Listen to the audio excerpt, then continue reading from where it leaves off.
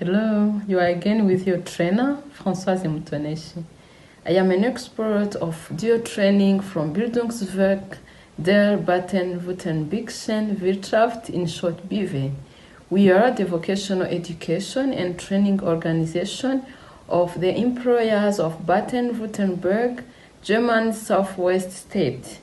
I am happy that you are interested in our topic, and I hope you can benefit a little bit from my experience. Welcome to this training session. The materials for the implementation of dual vocational education and training, IDVET, were developed with the support of the Federal Ministry for Economic Cooperation and Development, BMZ, through SEQUA. Many thanks to them. In today's module from our seminar, Implementation of Dual Vocational Education and Training, IDVET, I want to talk about how to deal with challenges of in-company training.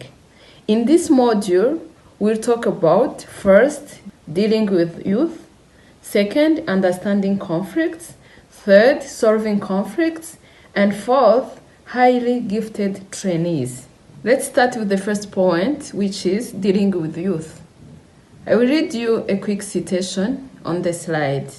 The youth of today. The children now love luxury. They have bad manners, contempt for authority.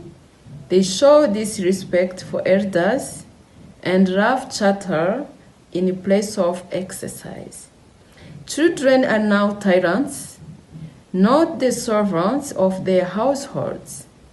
They no longer rise when elders enter the room. They contradict their parents, chatter before company, gobble up dainties at the table, cross their legs, and tyrannize their teachers. Here comes a question now. From when and where do you think is this statement? Rwanda? Germany? Last year? 50 years ago? No! This is from Socrates, from almost 2,500 years ago. So it looks that adults complaining about youth is not such a recent phenomenon. Now, when you have to deal with the youth, I believe it is good if you try to remember yourself at the age of 16 to 25. What was important for you at that age? What is important for you today? I invite you to do this reflection. Now, getting more into details about our specific topic of today, what we usually do in our training is shown on the drawing there, on the slide, and reflect on these questions. What do companies and schools want? What do in-company trainers and teachers want?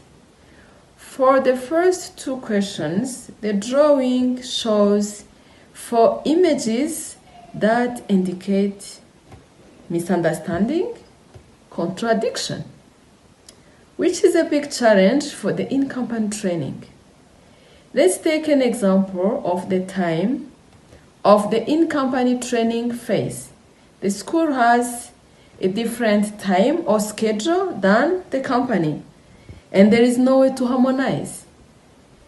Can youth, companies, schools, in-company trainers, and teachers be brought together?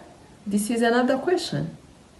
On the other side, when we look at the third question and the two last images, we notice an understanding, a sort of togetherness.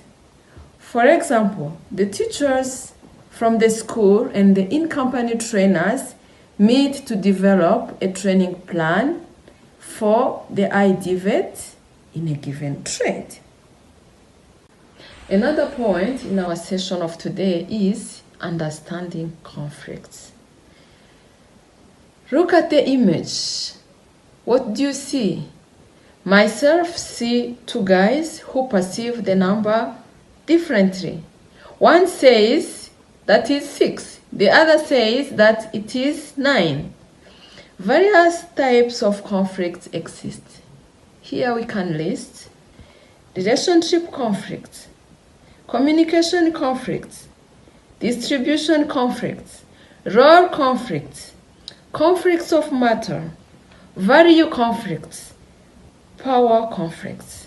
Such conflicts occur in normal life, including the in-company training. I give you an exercise. Think of examples of conflicts from your context. How did you solve them? Just have a look at the picture. You will see me surrounded by different people and things that can cause conflicts. We have the family made of partners and the children. There are other important things like health and money. There are work-related things such as regulations, colleagues, the boss or supervisor. There are apprentices, companies, where they go, and their parents.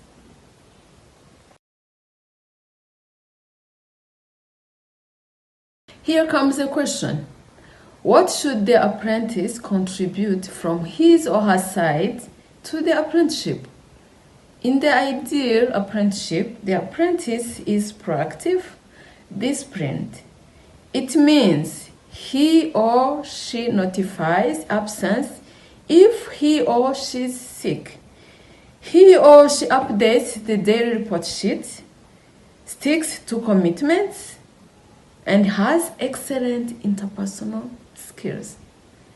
In the mediocre apprenticeship, the apprentice is passive, does not keep to commitments, or has other soft skills difficulties, and has little interpersonal skills. When this apprentice receives feedback, he changes. In the bad apprenticeship, the apprentice is passive, does not keep to commitments also, and has other soft skills difficulties, and has little interpersonal skills. This apprentice receives no feedback and does not change. Please have a look at the picture. What do you think? Is it true? Ideally, both sides get their needs met. On the left side, towards up, the needs are being met, and towards down on the right side, your needs are being met. Both sides, for example, an apprentice and any company trainer, they should avoid the lose-lose situation. They should accommodate the lose-win situation, because sometimes one side can win and the other side can lose. If all goes perfectly well, both sides win something. This is the compromise, the win-win situation. On the other side, we have a compete situation, win-loss, which is also not good. Finally, if both sides could collaborate, there would be a win-win situation, which is also great. So, let us imagine an apprentice who always comes late and gets fired. What do you think? In which part of the picture should this situation fit? Please have a look at the other picture again. No family is perfect. We argue, we fight, but love is always there. Again, my question, is this true? And here, I have another question for you. Does this apply to a labor context?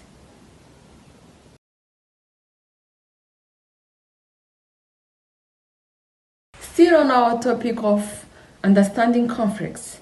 Here, I show you a list of typical problems with apprentices that come from Germany. But believe me, this does not only happen in Germany.